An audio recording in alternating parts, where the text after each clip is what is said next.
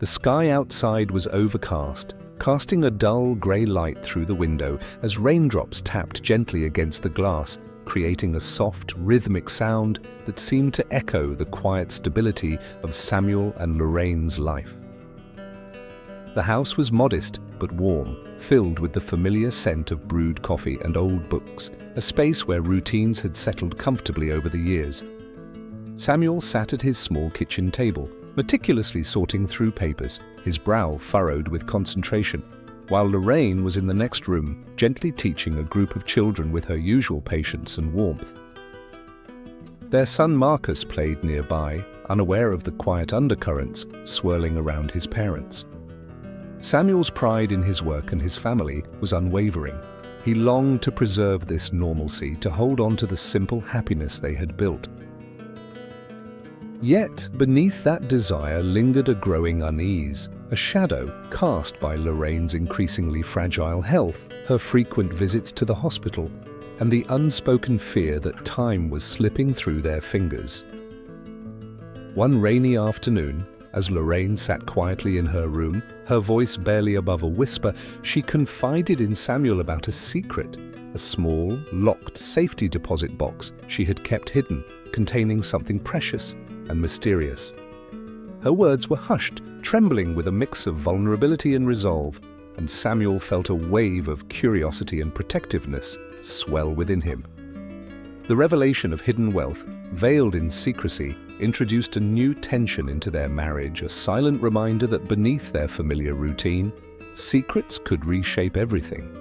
Lorraine's delicate voice lingered in his mind as she described the box, the rain tapping steadily outside, and the sterile atmosphere of the hospital where she had shared her secret. Samuel hesitated for a moment, then decided to respect her privacy, carefully placing her secret away and choosing not to press further, even as an uneasy feeling settled deep in his gut. Their life, so carefully balanced, was now subtly altered by the weight of that concealed treasure, a silent presence that threatened to reshape their understanding of family, trust, and respect. Little did Samuel know that this quiet act of keeping Lorraine's secret would soon turn their world upside down, forcing him to confront questions he had never considered and revealing truths that might change everything. As he gently locked the small box and tucked it away, unaware of the storm that was gathering just beyond the horizon, he felt a strange mixture of protectiveness and foreboding, knowing that their peaceful life was about to be touched by something far more profound than mere routine. 2 weeks after Lorraine's funeral, Samuel found himself standing before the heavy door of the bank's safety deposit vault, his heart pounding with a mixture of curiosity and unease. He had come to quietly examine the hidden assets Lorraine had kept from him, eager to understand her reasoning and the life she had shielded from his gaze. As he unlocked the small, cold box and gently lifted the lid, a wave of emotional disturbance washed over him, threatening to break his composure. Expecting to find only mundane papers, he was instead met with meticulously organized trust and investment records, each page filled with figures and notes that revealed a staggering truth. Lorraine had amassed a fortune of nearly $95 million, a secret wealth she had concealed from him all their married life. The neat handwriting on the documents seemed to mock his previous assumptions about their modest existence, and he sat heavily in the chair, overwhelmed by the weight of this revelation, his mind racing to process the enormity of her hidden life. A security guard, noticing his pale face and trembling hands, briefly glanced his way but said nothing, respecting the silent shock that overtook him. In that moment, Samuel made a quiet decision. He would not reveal what he had discovered. Instead, he chose to keep the secret locked away, testing whether the respect and kindness he received from others were truly unconditional or merely conditioned by wealth. As he carefully replaced the documents and locked the box once more, he reflected on the stark contrast between their modest life and the vast, unseen fortune Lorraine had kept hidden. An unbridgeable chasm that now defined his understanding of her and perhaps of himself.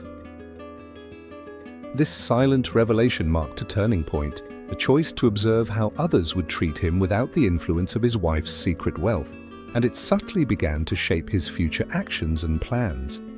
Samuel's decision to remain silent in the face of such a profound discovery was not just about secrecy, but about seeking a deeper truth, whether the true measure of a person's character lay in their actions when no one was watching, or in the wealth they possessed that could easily distort perceptions and relationships.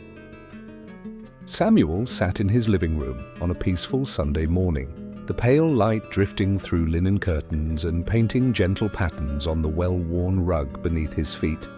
When the front door opened and his son Marcus stepped inside with an energy Samuel had not seen in him for years. Marcus's suit was pressed to perfection, his shoes gleamed as if they had only just been polished, and in his hand he clutched a small leather-bound journal, its cover stamped with the Ashworth crest. He greeted his father with a broad grin, his cheeks flushed with excitement, and Samuel rose from his favorite chair, setting aside the half-finished cup of coffee he had been nursing. Marcus's ambitions had always lain in grand declarations, but this time his eyes shone with something softer, a thrilling certainty that made Samuel's chest tighten with both pride and curiosity. With a voice that trembled on the edge of seriousness and boastfulness, Marcus announced that he was engaged to Victoria Ashworth, a young woman whose reputation for grace and accomplishment had already preceded her. He spoke of her intellect, her refined manners, her success in society circles and philanthropic endeavors, weaving a picture of a partner who already seemed woven from threads of wealth and privilege.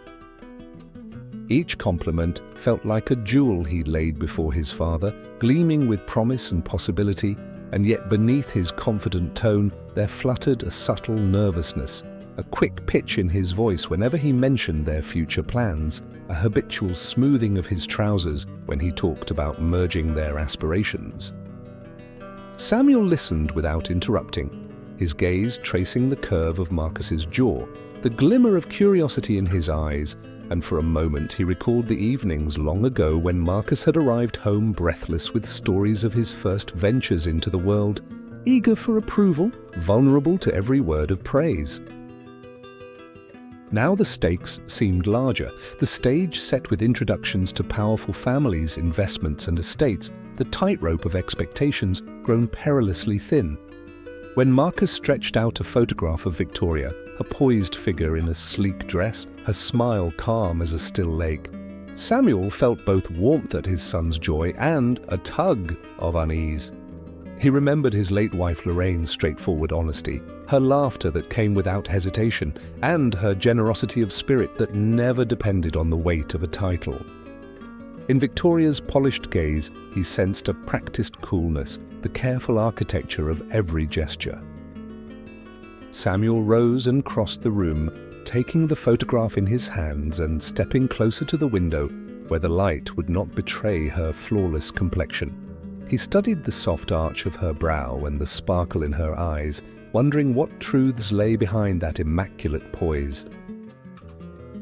Marcus watched him, chest rising with anxious breaths, and for a moment the usual bravado slipped away, revealing a son uncertain whether his own heart had been swayed by love's genuine fire or by the glitter of a social contract he scarcely understood.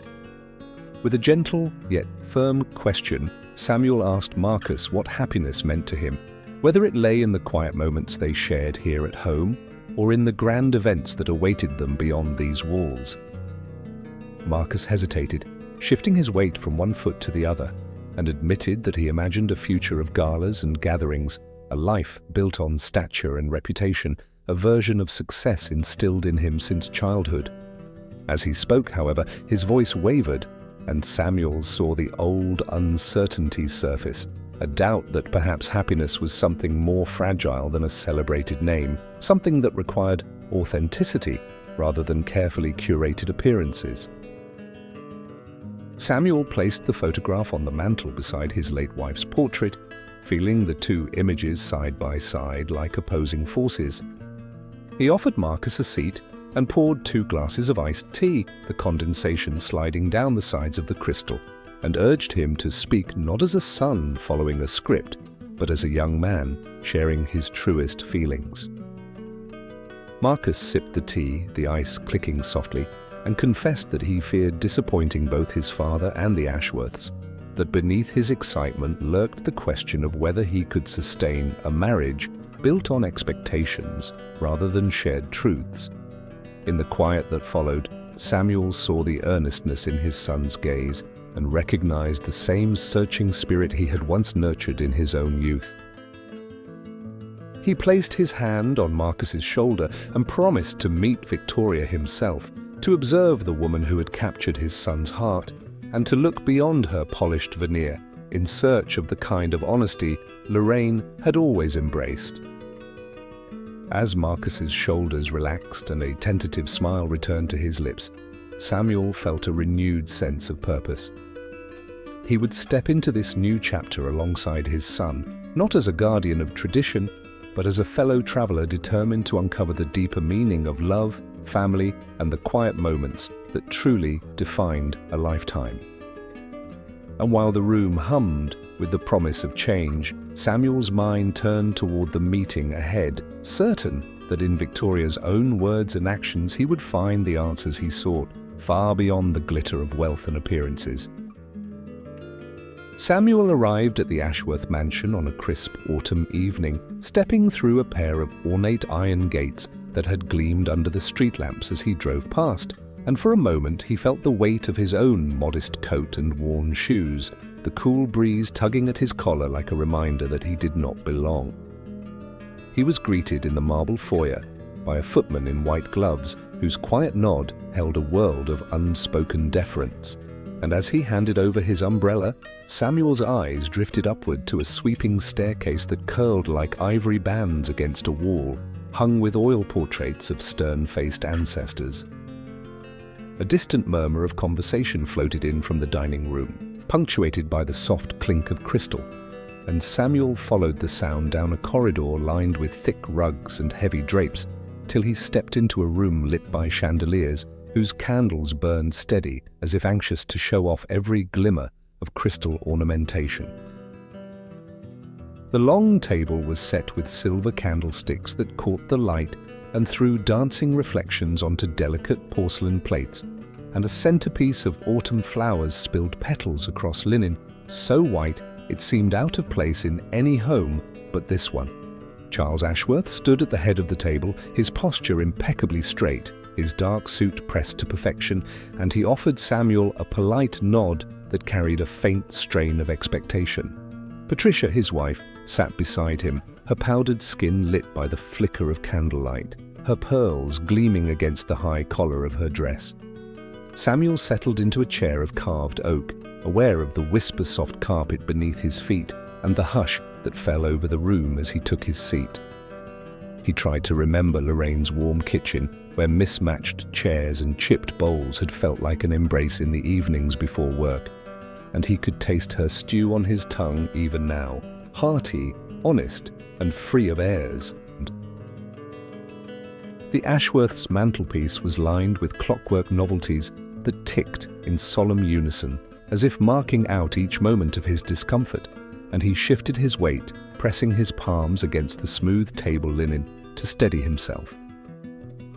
Charles cleared his throat and led off with small talk about the recent renovation of the porte cochere, praising the work with a tone that seemed to flick at Samuel like a dry gust of wind, while Patricia offered a politely muffled laugh and asked after his own background, emphasizing the humble nature of his trade.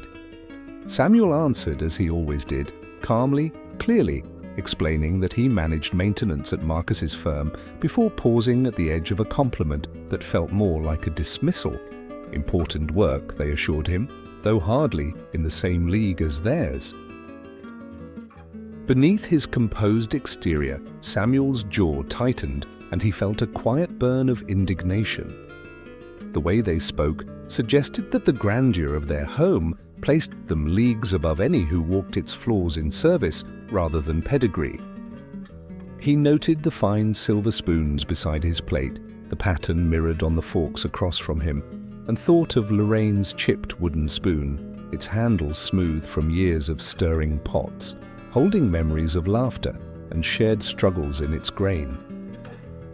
As the first course was served, cream-colored soup brought in by a butler whose face was a mask of practiced neutrality, Samuel listened to hints of condescension in the Ashworths' remarks about keeping an old house going and about the practical challenges that his work entailed. He responded with careful politeness, asking a question about their own recent projects, all the while feeling their eyes slide over his modest attire and rest on his simple wristwatch, a thoughtful gift from Victoria that functioned without the sparkle of gemstones. Somewhere between the second and third courses, when Patricia paused mid-sentence to adjust her silk gloves, Samuel felt his sense of otherness crystallize.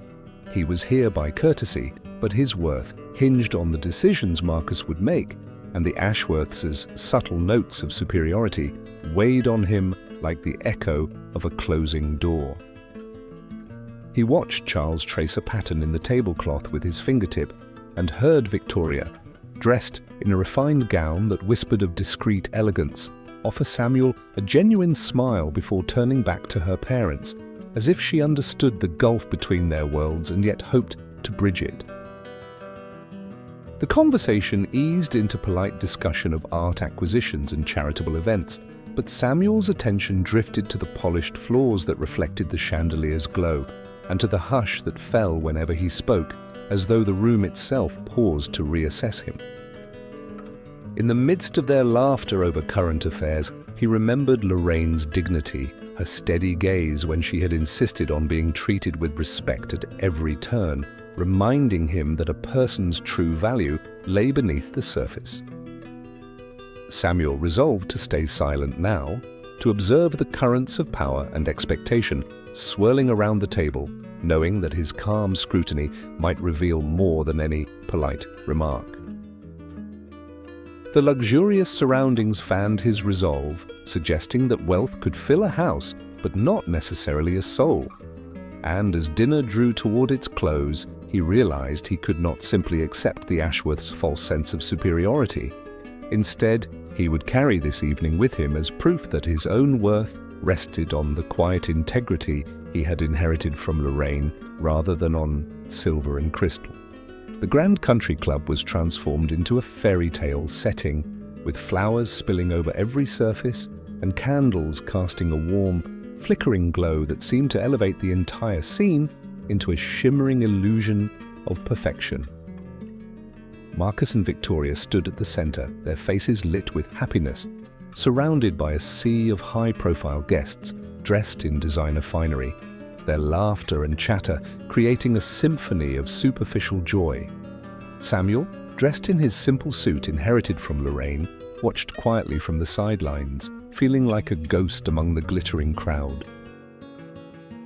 His heart ached as he observed his son, so focused and determined, preparing to exchange vows that seemed more like a performance for the assembled than a genuine promise of love. The opulence around him, the expensive dress Victoria wore, the elaborate decorations, the carefully orchestrated ceremony only highlighted the stark contrast to the modest wedding Samuel and Lorraine had once shared, filled with quiet love and genuine connection. As Marcus and Victoria recited their vows, Samuel's throat tightened, and he felt a silent heartbreak settle deep within him. He knew that wealth could buy a beautiful setting, but not the authenticity of true happiness or respect. He resolved to remain dignified, to hold his silence with grace, even as memories of his own modest wedding, when love had been simple and unadorned, rushed through his mind, giving weight to his feelings of alienation. Deep down, he questioned whether riches could truly buy the recognition that mattered most, or if they only served as hollow symbols of status. The perfection of the day, with all its glitter and grandeur, only sharpened his understanding that superficial appearances often masked the emptiness beneath. And as the ceremony drew to a close, Samuel carried with him a quiet resolve that someday he would act, not out of bitterness, but from a place of integrity rooted in the honest love and respect that money could never buy. Under the softly shimmering glow of crystal chandeliers, the grand hall held its breath as Patricia raised her glass in a final polished toast, her pearls catching the light like tiny moons in an endless sky, and for a moment, the chatter and laughter fell away into an expectant hush. Around Samuel, he could feel the weight of satin and silk, the gleam of polished shoes, and the electric tension hanging between ornate columns as every face turned toward the newlyweds' table. He had rehearsed what he would say that morning while the sun rose pale behind his modest window, words he never imagined, finding the courage to speak in such a place of gilded pretense. The bride's smile was sculpted perfection, her eyes shining with gratitude at friends who showered her with praise for a union apparently built on fortune and name. Yet Samuel remembered Lorraine's soft voice when she had pressed a faded photograph into his hand, reminding him that true wealth came not from the thickness of one's ledger, but from the depth of one's heart. So when Patricia's voice trembled with faux sincerity and unspoken admiration for the family fortune, Samuel rose with a slow steadiness that surprised even him. He brushed the cuff of his jacket with one hand, as if to hold himself upright against invisible currents of expectation, and cleared his throat so gently it could have been the settling of a chair upon a polished floor. Silence rippled through the room like a sudden frost, and faces turned pale with curiosity and confusion. Samuel felt his pulse drumming beneath his collar, but found strength in the memory of Lorraine's lessons about respect and the quiet dignity of honesty. Lifting the small stack of crisp papers in his palm, he spoke with a firm clarity that carried over the hush. "I beg your pardon, everyone," he began, his voice soft yet resolute, "but I believe we are celebrating more than an elegant evening. We are celebrating promises of loyalty and compassion, and I think we owe it to ourselves to be honest about where real value lies." He placed the first sheet upon the mahogany table in front of Patricia, the glossy surface catching her reflection in a fractured mirror of glass and gold. Guests shifted in their seats, the clinking of earrings and the settling of dresses, the only sounds in the sudden stillness. "These statements enumerate Lorraine's inheritance," Samuel continued, gesturing toward columns of figures that detailed hundreds of thousands of dollars given by a grandmother who had known hardship, worked through bitter nights, and set aside every penny to empower her granddaughter's future. "This is the legacy she was meant to claim, not the hollow accolades offered here tonight." Gasps fluttered like startled birds. Patricia's lips parted and then pressed together as she tried to summon a polite retort, but Samuel held up another sheet, revealing charitable donations Lorraine had made in secret, gifts to shelters, to underfunded schools, to neighbors she never even knew. "You see, the true measure of this family's wealth was never about crystal, silk, or silver platters," he said, voice growing steadier with each word, "but about the kindness that emerges when no one is watching."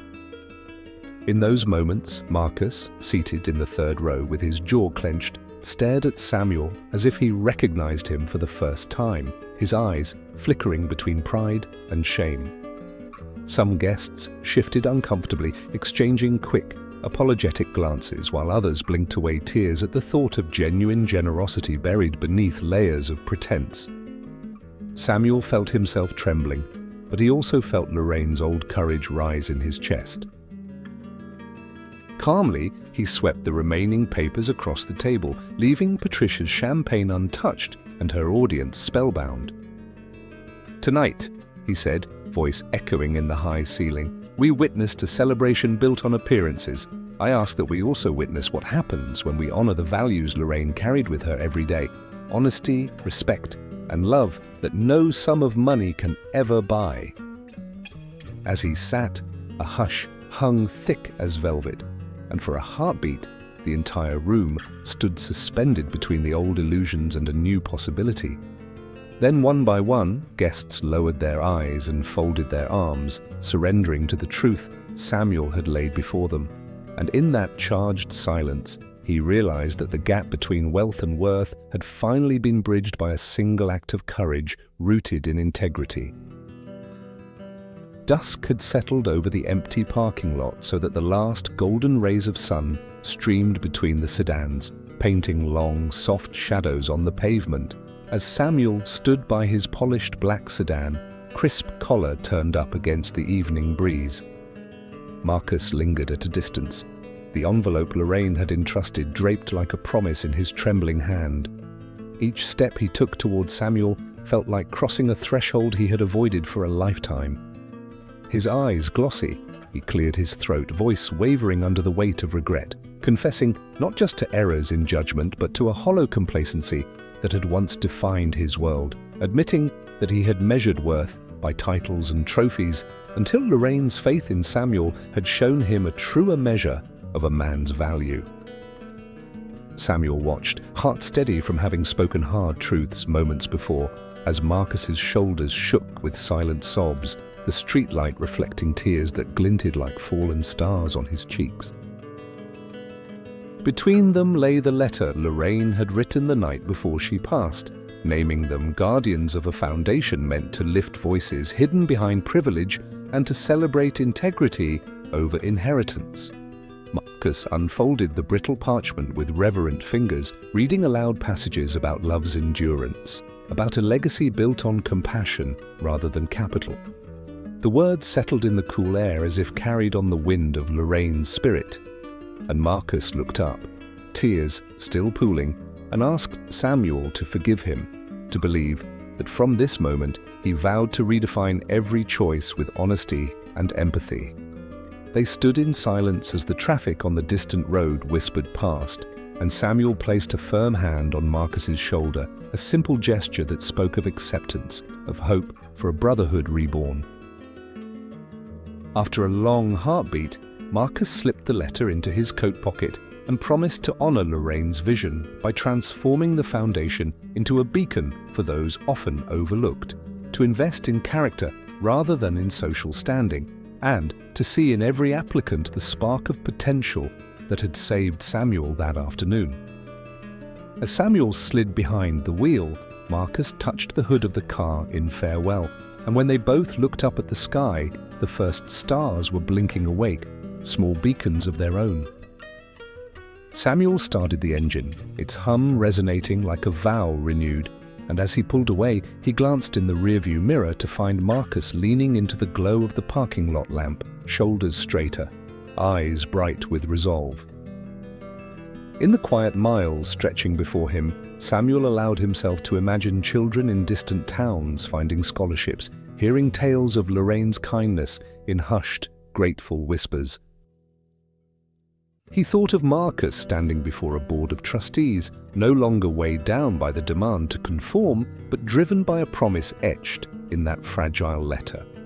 And with each turn of the wheel over winding country roads, he felt that gentle peace only honesty can bring, convinced that love's true measure had taken root in Marcus's heart, and that, just as Lorraine had believed, integrity would blaze a path forward, long after the echoes of their confrontation faded into memory. This was the legacy he carried home,